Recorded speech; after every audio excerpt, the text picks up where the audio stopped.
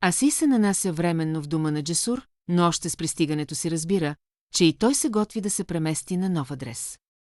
Междувременно Дювен отвежда Яман и Дерин до къщата на Искендер, но тримата откриват, че той вече е изчезнал.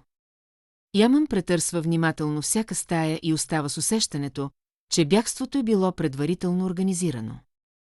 Дювен предполага, че някой ги е проследил и така е помогнал на Искендер да се измъкне. Яман заявява, че няма намерение да се отказва, но привидно приема думите му. Дерин уведомява майка си Ханде, че Искендер е избягал, а напрежението между всички започва да нараства. В същото време Неслихан и Серхан научават, че разводът между Чагла и Джесур вече е в ход.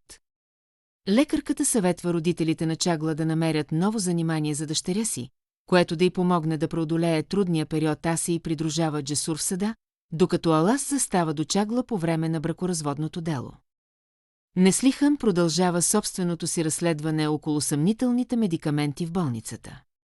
Скоро открива, че всички лекарства са доставени от фирма Емирда, собственост на Ханде.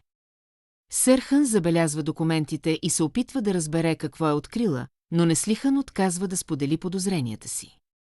Дерин усеща, че Яман крие нов план, но той не разкрива намеренията си.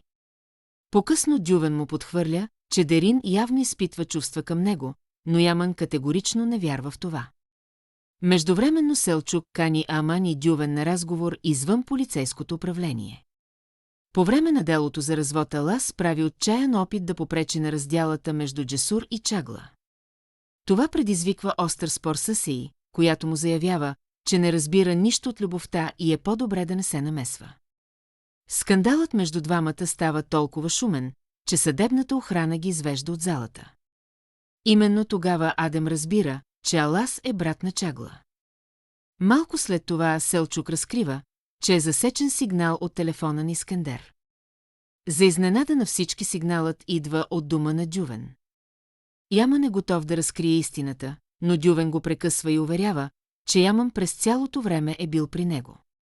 В крайна сметка съдът официално прекратява брака между Джесур и Чагла. Въпреки развода, двамата решават да останат добри приятели. Серхан разговаря с Ханде за медикаментите в болницата.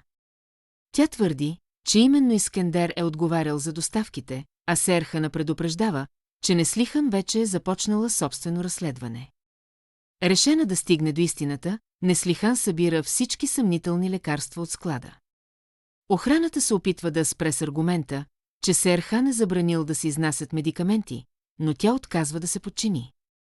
След проверката Серхан научава, че лекарствата са с изтекъл срок на годност.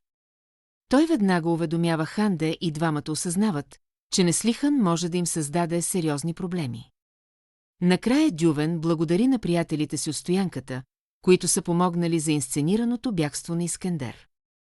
Без никой да подозира, Яман вече е по следите на беглеца и е все поблизо до разкриването на истината.